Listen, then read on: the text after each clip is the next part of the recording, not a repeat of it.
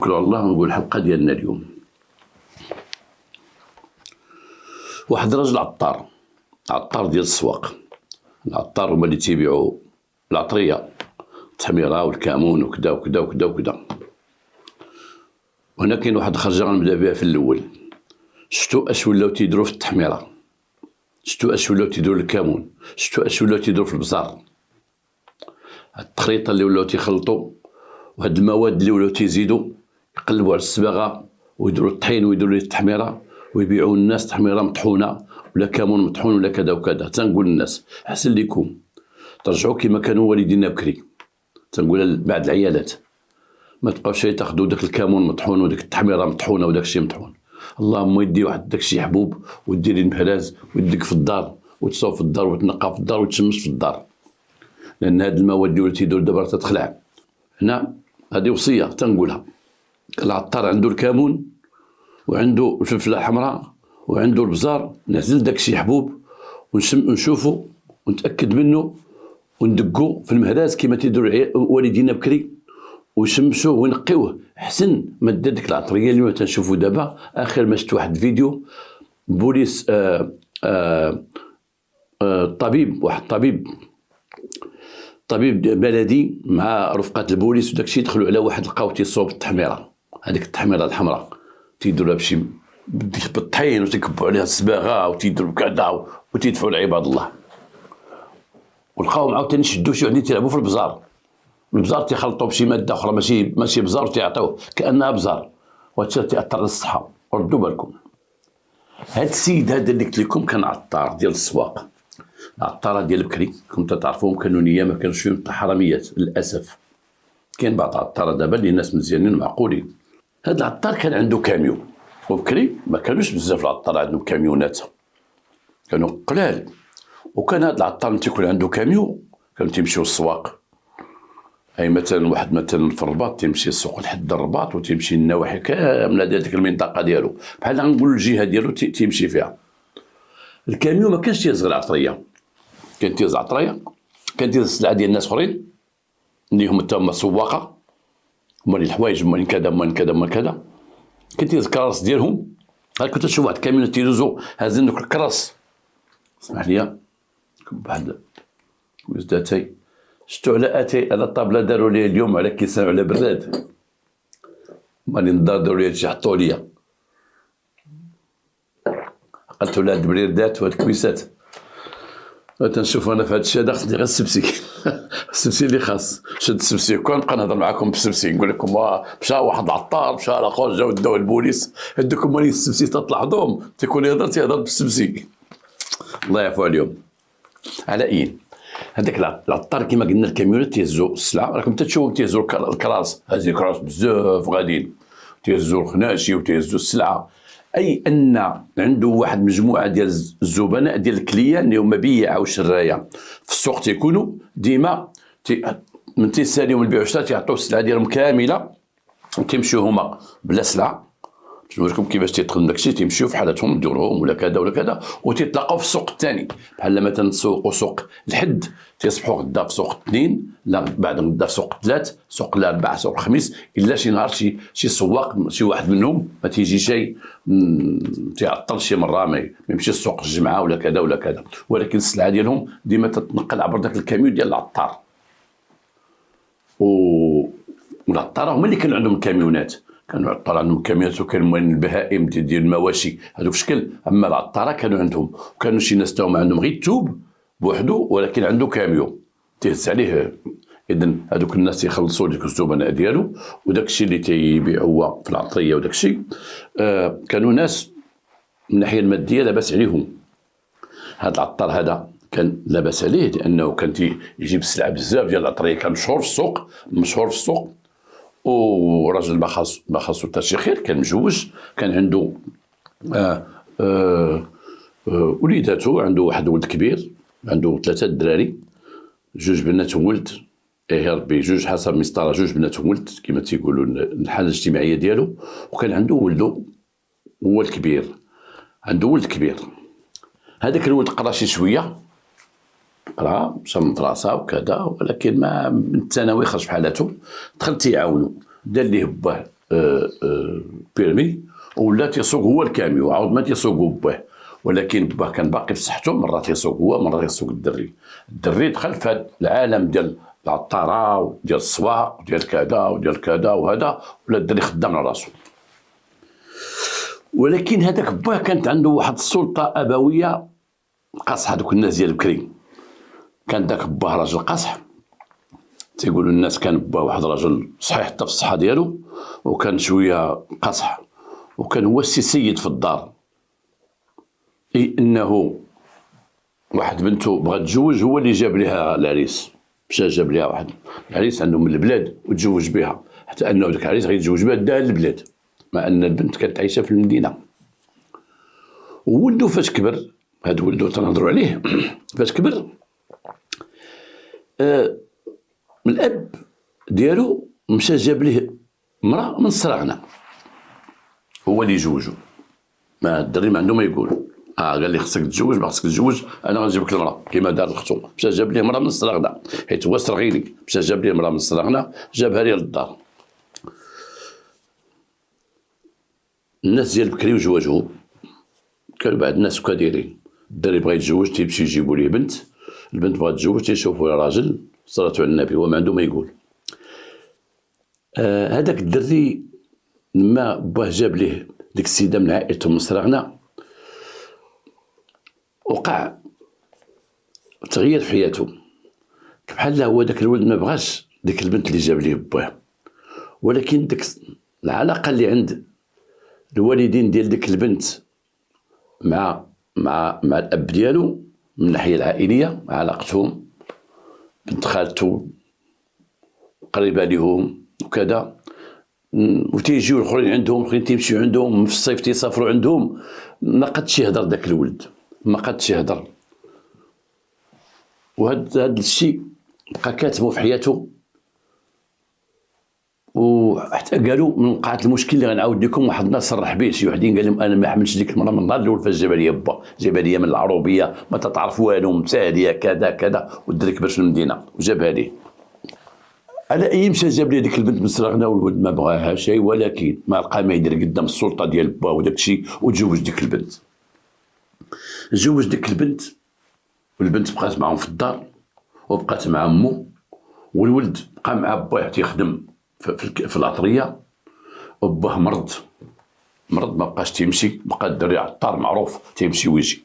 ولد واحد البنت مع هذيك، ولد معاهم ولد وبنت، وبقى جالس. دازت الايام مات الاب، ومات الام ديالو، بقى في الدار هو وياها وبنته وولده. هذاك الولد ديالو كان تيمشي معاه حتى هو، حاجتبوك لا يغلبوك، حتى هو ولا تيمشي معاه للسواق، تيمشي مع باه مع هذا بجديد، تيمشي مع السواق وداك الشيء. ولكن بدا تيوصل تيبرقيق بباه، بدا تيوصل الهضره، اي حاجه تدور في السوق واي حاجه تيشوفها او حاجه كذا تيوصلها لمو، هذيك مو جالسه في الدار. حتى وصل لها واحد المره قال لها راه انا سمعت واحد العطار تيبيع حتى هو الجمله كبير، عنده تيبيع العطريه بالجمله، تيجيبها للسواق تيبيع لهم، هو تيبيع دوك العطار اخرين بالجمله. قال لهم راه واللي تنمشيو للسوق غتمشيو نباتو عنده، والوقت اللي ما تيجيو شي تيكون شي سوق قريب ليه، قال لهم راه تنباتو عنده داكشي. وقال لها راه سمعت انايا با غيتزوج بنته، با غيتزوج بنت داك العطار. واش باه بغا يعني تيوصل هذا الخبر لمو باش تولي مستعده لداكشي اللي غيدير، او الدري يخطف شي معلومات من هنا ومن هنا، مع الدري برهوش لا قرايه لا والو، ولا تا هو غا السواق وتسوق الخبر من لهنا. ولا تيقول لمو ما راه جات عندنا البارح للسوق، تيكون السوق قريب ليهم، وراه مشى معاها با، راه تقدا وداروا، قال لي رد بالك، ومشى تقدا ليها وكذا كذا، جا ديك الفا حطتها عندنا وبقات تتقدا ومشات، وتيصوب ليها كذا وتيصوب ليها كذا. في السبب الام قد تجمع الهضره من عند ولدها، وعرفت بان راجلها راه ولا عنده علاقه مع بنت داك العطار الكبير اللي معروف حتى هو في السوق، وبانهم تيباتوا عنده، بانها متى تجي للسوق هذيك البنت هي وما تيجلسوا عنده، بعض المرات تجيب وحده تيخليها وتنوض يتقدى معاها، تيمشي ما عندك الزاره وعند كذا وعند كذا وعند كذا، عرفت بانها بدات علاقه وهي تخرج الراجل قود. واحد النهار قالت ليه انت مالكش بينك وبين بنت العطار؟ شكون العطار؟ قالت لي بتبوج مع العطار اللي تيدفع لكم السلعه، تتباتوا عنده. قال له راه السوق من تيكون حدا راه تنباتوا عنده، وراه شتي من تيكونوا هما حدايا هنا راه تيباتوا عندي، شنو فيها؟ قالت له وبنت واش بغي اش بينك وبينها؟ قال لها بغي نتزوج بها وغنتزوج بها، هادشي اللي بغيت تعرفي. قالت لي غتزوج بها؟ قالت لي صافي سيك انت غتزوج بها، انا غنهز راسي ونمشي في حالاتي، نمشي للبلاد. قال لها سيري للبلاد. تشادوا من هنا لهنا، هزت المراه حوايجها، صاقت بنتها، خلات ليه الدري تما، مشات للبلاد. ودابا الدري راه ولا عنده شي 16 عام، البنت راه ولا عندها تقريبا شي 14 عام، عاد هما تخلق لهم هذا المشكل، عاد خلق هذا المشكل، عاد هو فكر يتزوج، عاد هو بانت ليه بنت بوج مع العطار اللي معاه في السوق اللي هو تيدفع لهم الجمله، عاد بانت ليه واتفق مع هذاك السيد، لان كما قالوا الاخوان قال لك راه كانوا تيشربوا هو وياه، اتفقوا يمكن شي جلسه ديال الشراب، وقال لي انا بغيت بنتك. قال لي انا بغيت بنتك، وديك المراه شتي انا ما عنديش معاها، وجابها لي الوالد وتصيدت فيها وما تتفاهمش وما تديرش وكذا وكذا، واتفقوا وبداو في هذا الشيء هذا. والمراه من ساقت الاخبار قالها لها ولدها زدت الضربه ومشات سرغنا. مشات لسرغنا، بقات تما واحد المده، جاب باها وجاو عائلتها وداك الشيء تيديروا معاه الاميابل، يحلوا معاه المشكل كذا. هو تيقول ما شوفوا وبغات تسكن، ها هي ساكنه في دارها ما خاصها حتى شي حاجه، ها هي وبنتها، ياك الدري معايا في الخدمه، ياك تنخلص لهم، ياك تندير لهم، وبغي نتزوجها عباد الله، والنبي عطانا 4 وانا قلت لهم غا جوج، غا هذه والاخرى، وهذه كبرت وهذه دايره وانا فاعله وانا بغيت نتزوج وانا كذا، واللي عطاه الله مع البنت عطاه، وانا صافي راه اتفقنا وراه درنا ودرنا. قالوا لها سيدي اتفقوا واحد الاتفاق، قالت لهم الا غيتزوجها ما تسكنش معايا، انا ما تسكنش معايا، ما تسكنش معاك، ما تسكنش معايا. فعلا ما سكناش معاها، تزوج بها وما سكناش معاها، وخدا واحد الدار عند داك العطار كان تيحط فيها غير السلعه، داك العطار الاخر تيحط فيها غير السلعه، نسيبو ولا نسيبو، خواوها من السلعه وصبغوها وقادوها وسكن فيها وخلى فيها هذيك السيده. وبدا هو تصلح ذات البينه بيناتهم، اي ولا في العيد تيمشي يجيب ديك مرته الجديده عند القديمه، عرفوا بعضياتهم في المناسبات يدي هذه كذا. كان واحد الموسم كما تيقول واحد السيد كان قريب لهم واحد الموسم، تيديهم من ذاك الموسم تما تيدركيطون كما تيديروه الناس، وتيدي العائلات بجوج قديمه وجديده او تيتقاربوا بعضياتهم. هذيك الجديده حملات وولدات ولد جالسه في دارها. الاخر راه تعرفوا دابا مع المراه الجديده راه تيجي عند القديمه يبات في واحد الليله، ولكن تيمشي عند الاخرى تيبات واحد السيمانه، عاود تيجي عند الليله عاود يبات الاخرى 10 ايام. هذيك الا بات واحد الليله تيقول لها غنمشيو عندك خايتي نسكتو نديرو خاطره ونعطيوها المصروف ونعطيوها داك الشيء، وعند اخرى تيبات 10 ايام وتيقول الاخرى قولي الله يحسن لها، وانا واش انا كرهت نبقوا واش صحابك انا وراه حنا في السوق نعزو في الكاميو، صحابك انا تيما عندها كاس تما ولا وتا هي نمشي غنطلع عليها وصافي. هذه اللي المشكل اللي تيوقع ديما الراجل اللي عنده 2 عيالات، الراجل اللي عنده 2 عيالات او عنده 3 عيالات، هذا هو المشكل. اما ان يكون ديكتاتورا، يسكن في دار وحده، خصو يكون ديكتاتور، خصو يكون داك الرئيس ديال كوريا الشماليه بحال هكاك صافي، بحال كوريا الشماليه اللي دار يتيري فيه، خصو يكون ديكتاتور. اذا كان عنده عيال في الدار يكون بحال بكري انا تنعقل والله يرحمه جدي الله يرحمه بات الوالده ديالي، وكنا في الصيف تنقراو وفي الصيف تيدوني للبلاد، وكانت عندي احسن ما تنتمنى في حياتي هي النهار دي تنتحروا وتيقول يا يلا راه امي تتقول راه نمشيو للبلاد، تمشي للبلاد تيدير لي البريانتي تنشط هكا تدير واحد القميجه السبرديله وتنبقى غادي للبلاد، غادي وداك الكار غادي وتنطل تنشوف حاجه بحاجه. وهي شحال كانت ديك الساعه البلاد شي 60 كيلومتر، كانت تتبان لي عرفتي شحال بعيده البلاد، كانت تتبع حنا في صغرنا وكنا تنمشيو. ديك الذكريات.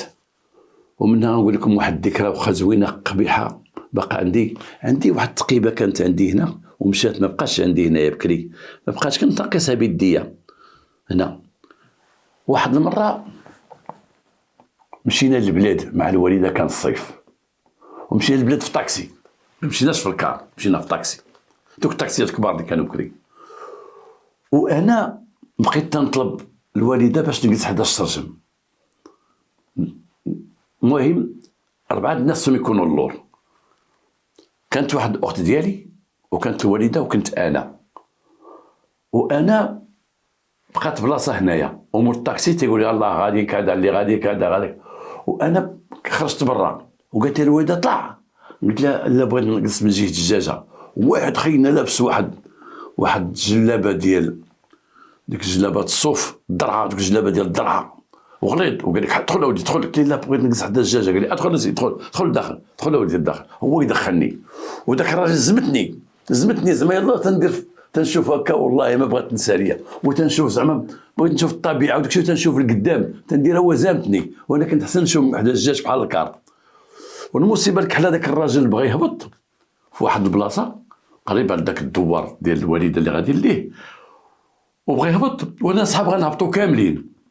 هو هبط وانا بغيت نتبعو، هو رد الباب بديك القوه ديال ضربي طن، ضربتني ديك البواليزه طلع، ضربتني لهنا، عرفتي دار الدمايل مسكين ما بلاتي كذا طاطا ما طاطا. كانت حدا واحد البركه تما ولا دار ديال العروبيه، طلبوها، قال واحد المراه راني عافاك شويه د الماء، جابوا الماء بقيت يغسل وجهي، قويميجه اللي عندي بيضه تعمرت بالدم، تنقول نشوفوا خميجتي فيها الدم، تيقول لي صافي دابا تصبن. هذا داروا لي التحميره من عند ديك المراه، وداروا لي واحد الزيت حزموني راسي، داروا لي التحميره مع شي طرف الحامض، وكملت بها الطريق حتى مشيت للعروبيه. وبقى في الحال تيسلموا عليا، كانوا تيعنقوني غير تيسمع تيقول لي مالو، تيقول راه ضربوا في الطاكسي، مالو ضربوا في الطاكسي. ودوز ديك العطله خايبه، لان ديك الساعه ما كان الانتيبيوتيك ولا مولاي بي، زرقت لي عينيا وشادات ولا تجيني الدوخه ومسقي ليا داكشي. داك الصيف كنت اكف الصيف دوزته. جدي كما قلت لكم جدي في البلاد الله يرحمه، وكان راجل فقيه، وكان قابل واحد الجامع وكان تيصلي به. الفقهاء ديال بكري الله يرحمهم، الفقهاء اللي كانوا عايشين من ديك الاربعيه والحديه، داك اللي كنا تنعطيو، داك اللي تيعطيو الدراري كنا تنعطيوهم حتى حنا، كنت والدينا تيخلصوا علينا 4 دريال، 4 دريال كانت فيها نجمه المغرب 4 دريال، كان تيخلصوها نهار الاربعيه والحديه، الاربعه والحد تيخلصوها. وكانوا هذوك الفقهاء كما كان هاد جدي تيخيطوا الجدالب، الناس ديال القبيله حتى هنا كانوا الطلبه تيخلصوا، وكانوا تيداويو، راه قلت لكم واحد النهار تيداويو بالقلم، تيجيبوا واحد مريض وتيدخلوه كما كنا حنا تنمرضوا، تشدنا السخانه ولا اي حاجه، ما كناش تنقولوا عيطوا للطبيب ولا كذا، جيبوا الفقيه. وكان تيدخل عندنا الفقيه للدار وحنا تنتسناو فيه، وتيجيب مسكين داك القلم، تيجيب داك الكاغيط ديال السكر بالسكر زرق، وتيدينا وتعلقنا واحد الحجاب هنا، وتيشربوا لنا شي حاجه في واحد الزليفه، وكان تيجيب الله التيسير، وكنا تنصحوا لاباس. وكانوا الناس شي دري الا كان مريض مركبه مو ولا غادي بالزنقه، تيقول للناس وديه عند الفقيه يكتب ليه بعدا. كانت ثقه كبيره في الطلبه، وكان دوك الطلبه عندهم الايمان الحقيقي، الطلبه اللي كانوا محترمين، وكنا تنقدروهم وتيقدروهم والدينا. هاد جدي كانوا عنده 2 عيالات،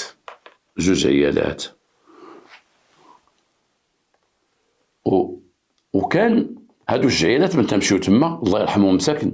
وكان هو عنده واحد البيت موقر داك البيت، وما كان تيدخل حتى شي واحد داك البيت، تينعس فيه هو، في الكتوبه، في القران ديالو، في داكشي ديالو كلشي. وكنت انا وحدي اللي عندي الحريه تندخل وتناكل معاه، ما تنبغي ناكل عيطوا ليه، حيت انا زعما ولد بنته اللي جا من المدينه كنت عزيز عليه، وتيبقى يضحك معايا، وتنبقى نعاود ليه على كذا ونعاود ليه على كذا على المدينه، وكان تنجلس معاه. كان غليظ الله يرحمه، وكان عنده واحد السنطه الجلد كبيره باقي عاقل عليها. وهذوك 2 عيالات عنده كانوا تما مقابلين البهايم، مقابلين الماكله، مقابلين داكشي. وكان من تيطلع لي الدم تيخرج ديك السنطه، تيجبدها تيصلخ هذه طاف حتى واحد ما يقد يفك، تيمشي الاخرى تيتناقشوا بعض، اجي هنا طاف تيعطيهم. باش قلت لكم اللي بغى يدير الجهاد خصو يكون بحال هكا، خصو يكون ديكتاتور وما يميلش لهاد الجي ولا هاد الجي، حيت هذوك في ذاك الوقت ما كانوش تيميلوا، عنده جهاد في الدوار 2 عيالات، هذيك حقها وهذيك حقها، ان تعديلوا هذوك الناس كانوا يعدلون، ولكن مع الصرامه ومع الجبروت ديالهم، مع لا كلمه فوق كلمتهم. اذا العيالات ما تيقدوا شيء، دير لي داري، سكنني بوحدي، تبعدني منها، مابقاش هاد الهضره هادي. اليوم ولي هاد الشيء هذا. هنا هذيك المراه كما قلنا بقات عايشه بوحدها، الاخرى عايشه بوحدها، هو تيربق بيناتهم. هذيك ولدات ولد، مرأة جديده، دوزت واحد الوقت حملات، من حملات بالبنت الثانيه، راه العلاقات قادت ما بين العائلات بجوج، تجي عندها تهضر ليها كذا كذا كذا كذا. الولد الاول تولد في الدار، اي القابله جات للدار. تعرفوا القابلات اللي كانوا بكري، امي فلانه ولا امي فلانه معروفين قابلات، كانوا تجي للدار. البنت الثانيه داوها للمستشفى، المستعجلات. في المستعجلات يا ربي في ماتيرنيتي يداوها باش تولد في قسم الولاده. قسم الولاده تعرف اليوم العائلات تيدخلوا في الصباح تتولد، تيقدوا يجيبوها العشيه ولا لا غدا تيجيبوها. ان الطب زاد قدام، تقدم لها في الطب، مابقاش مشاكل. ولكن البكري كانوا العائلات تيديوهم لقسم الولاده، وهادشي عشناه في المستشفى اللي كان عندنا في المدينه ديالنا. قسم الولاده كانوا بكري انا تناقل العائلات تيتعطلوا، تيبقاو 3 ايام 4 ايام هما في الولاده. اليوم بكري كان الراجل يتهرس، اليوم الراجل يتهرس برجلو تيديوه للمستشفى، تيبقى يديروا ليه القبص، يديروا كذا. من كما كانت التهريسه تيدير واحد 10 ايام لتحت، مثلا 3 ايام يخرج، 4 ايام يخرج، 10 ايام يخرج، قليل اللي تيبقى شهر شهرين تكون شي كسور خطيره بزاف تيتعطل شي شويه. ولكن بكري وكان تلقى الراجل مهرس من رجليه وتبقى في المستشفى واحد المده، خصو حتى يخرج تيحيد القبص، تيبقى غادي على رجليه غادي في الزنقه.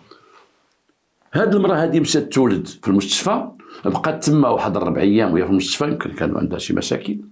وشكون اللي كان تيزورها؟ كانت تزورها مرتو القديمه، كان تمشي عنده هو ومرتو القديمه تيديو لها ماكله، يديو لها، وباها تيجي بعض المرات تيدي لها بديك 4 ايام. ولدت بنت وجات لدارها. لما جابوها لدارها جات مريضه، وجات مريضه بزاف، وكانت تطرد كما تيقولوا، تطرد بزاف، ومراه عند نفسها. عاود السيد هزا داها للمستشفى.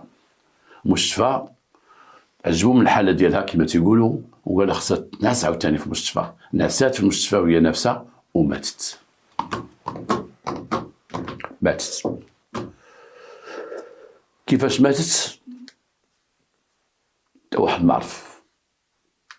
المراه يمكن ذاك الوقت ما داش لها الطوبسي، ماتت نافسه، ماتت صافي، دازت الكلام. الراجل تيقول شنو سببها؟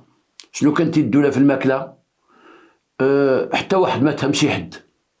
ربما كان شي ناس تيقولوا وضرتها راه من هي اللي جابتها في السبيطار وجابتها فاش ولات نافسه، ضرتها عطاتها شي حاجه، يمكن ما عرفت. ولكن المراه ماتت، انها باقا صحيحه، باقا صغيره، والبنيه بقات عايشه. بقات عايشه البنيه. هنا بات البنت اللي ماتت، العطال اللي قلت لكم، قال لها ودي دابا الدري ولد كان تيخدم معاك وهذا، ودابا البنيه هذه الدري الاخر راه كاين، اعطيني هاد البنيه واعطيني الوليد ولاد بنتي يعيشوا معايا، انا كاين غانا والدار هنا، وعندي هنا اللي مقابلني وتيخدم ليا وداك الشيء، راك تعرف العطريه يعمروا على بنتي وداك الشيء.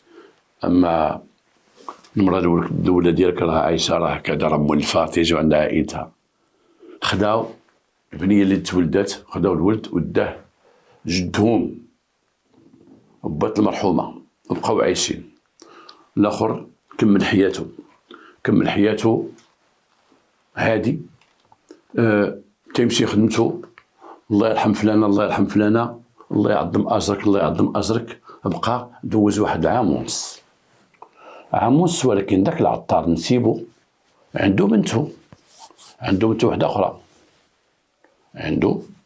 وهنا اتفق معاه، قال لي ودي انا غناخذ خط المرحومه بنتك اللي باقا ما مزوجاش، غادي ناخذها، وهي كانت شويه كبيره في العمر كما تيقولوا.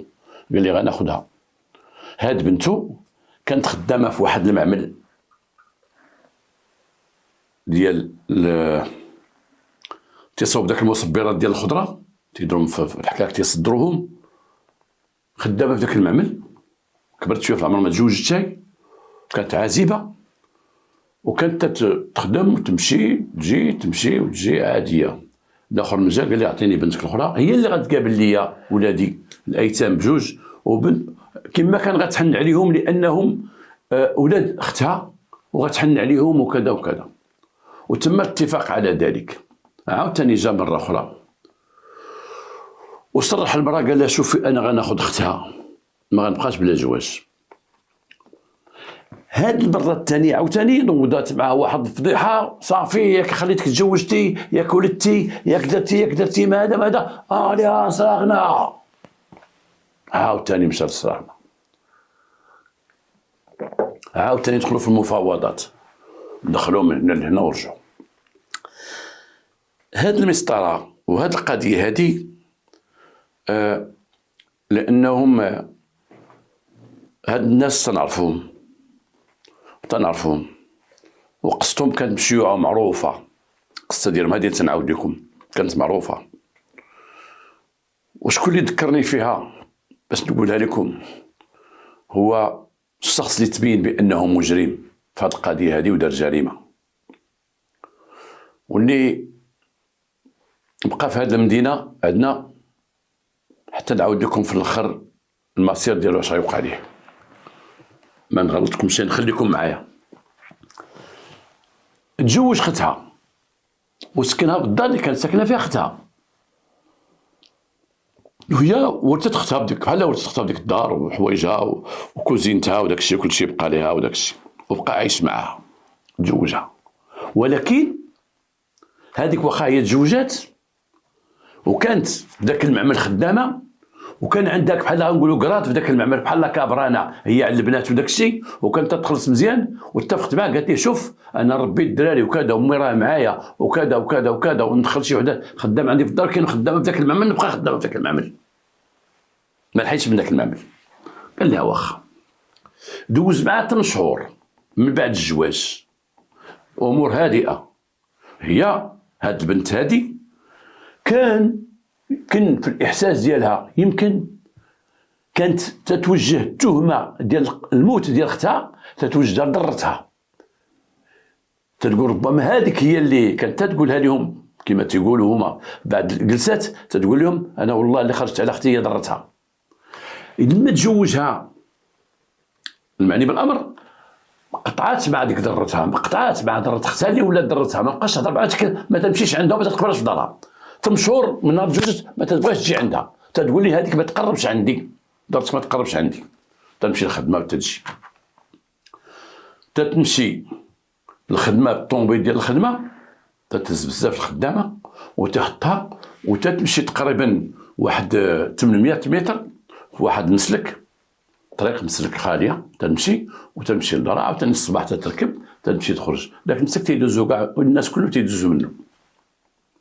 واحد النهار كانت الجمعه، هي ديك الجمعه كانت عندها ما غتخدمش، مشات للخدمه، خدمت حتى قربت صلاه الجمعه وجات في حالتها، وجات في الطوموبيل اللي تدوز بعد البنات حيت تدي داك المعمل فيه بزاف البنات تديهم وتجيبهم، وزات وبقات غاده. وقفوا عليها واحد 2 تريبورتور، هاد الجوج دوبلوها حسب ما تيقول واحد الشاهد تما عنده شي فصه، تما كان فصه تيحيد الفصه حيت ديك البلاصه خاليه فيها شويه فلاحه وداك الشيء، كاين شي فصه تيحيدها. داك السيد تيقول شاف البنت من كانت هابطه، لان كانت الدنيا خاويه مع الجمعه مع الدور، الناس المساجد وداك الشيء، تعرف الجمعه في الدور تتخوت الدنيا في البوادي وفي المدن، تعرفوا الناس تيمشيو للجامع وداك الشيء. قال لك تيشوف الطوموبيل حطات البنت، تيشوف البنت دايزه هابطه، تيشوف 2 على تريبورتور، وكانوا يلاه بانوا لي تريبورتور في المغرب، تيشوف 2 على تريبورتور، اذا ما كاينش بزاف، كاين غير 2، كاين غيكون 1 ولا 2 في ديك القبيله في ديك الحومه في ديك الزنقه. تيشوف واحد تريبورتور دايز راكبين فيه 2، تيقول تريبورتور زرق، تيقول عنده واحد الحديد، داك الحديد باش يدور الباش، ولكن ما كاينش الباش، غير الحديد راكب اللور. تيقول واحد صايقو وواحد راكب بجنبو، تيقول فاتوا البنت بجوج، وتيقول وقفوا واحد الوقفه شتهم تفاتوا وتيصوبوا الموتور، وقع لهم الموتور، وقع عليه شي بان. تيقول البنت بقات غادا مقربه حداهم، تيقول واحد الوقت تيشوف هو سمع واحد الغوطه دار، تيشوف هذوك اللي في الموتور جبدوا، تيقول انا شفتهم عن بعد جبدوا حديد ولا مواس ما عرفتش، بقاو تيضربوا في ديك البنت ويدفعوها في الفوسي، وتكاو عليها طاحوا عليها في واحد الفوسي تما، وركبوا على الموتور رجعوا لطريقهم ودازوا. هو بدا تيغوت، هو راجل كبير، تيقول الشاهد بديت تنغوتها ولاد الحرام ولاد الحرام، وبقى غادي تيجري بداك الفو ديالو تيجري، ولكن هما مشاو طاروا.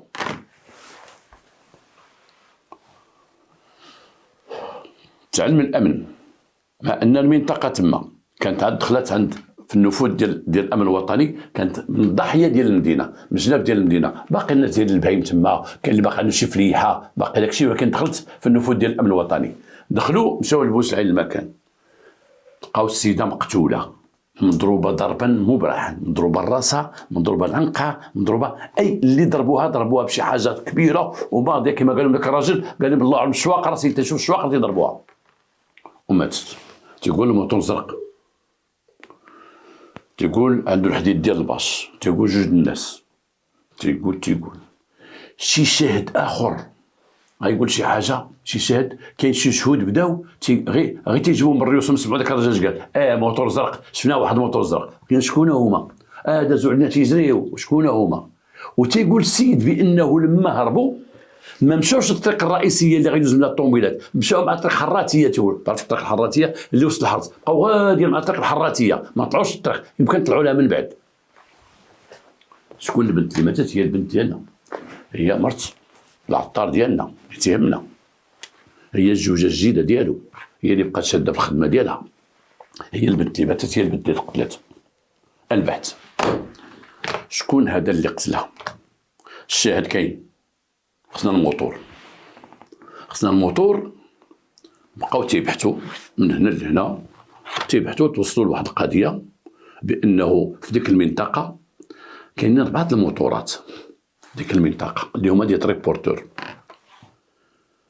واش شي واحد من دوك 4 الموتورات، ولا شي واحد خارج من شي مدينه ولا شي حاجه؟ ما يمكنش شيء. وصل البحث ديال البوليس بانه ولد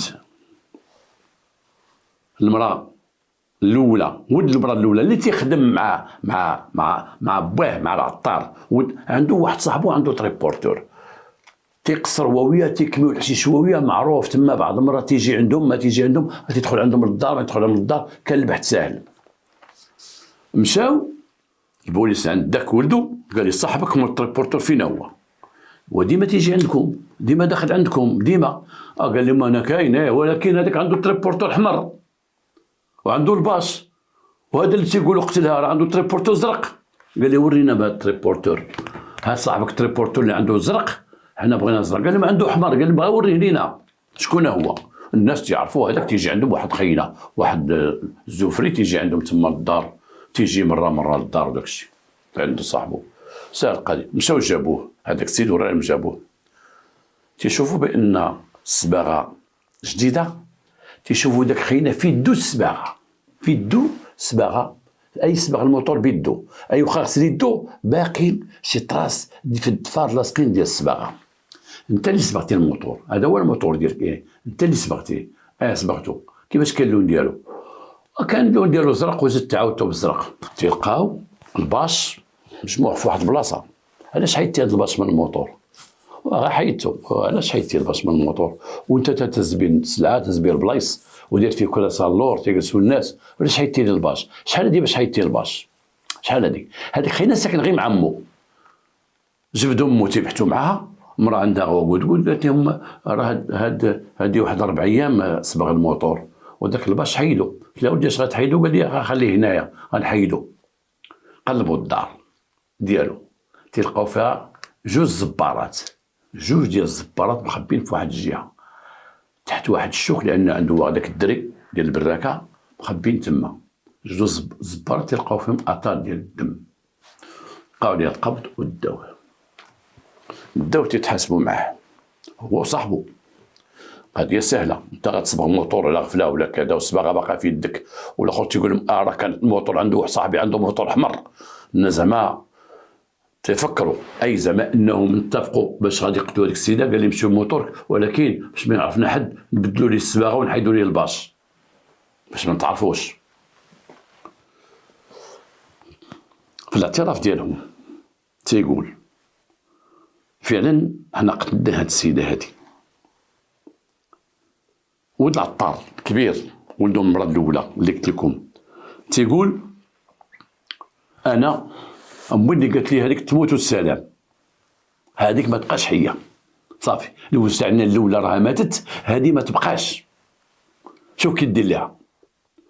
تيقول بانه تم اتفاق ما بين هذيك المراه وولدها وداك خينا اللي تيجي عندهم. وداك خينا اللي تيجي عندهم علاش تيجي عندهم؟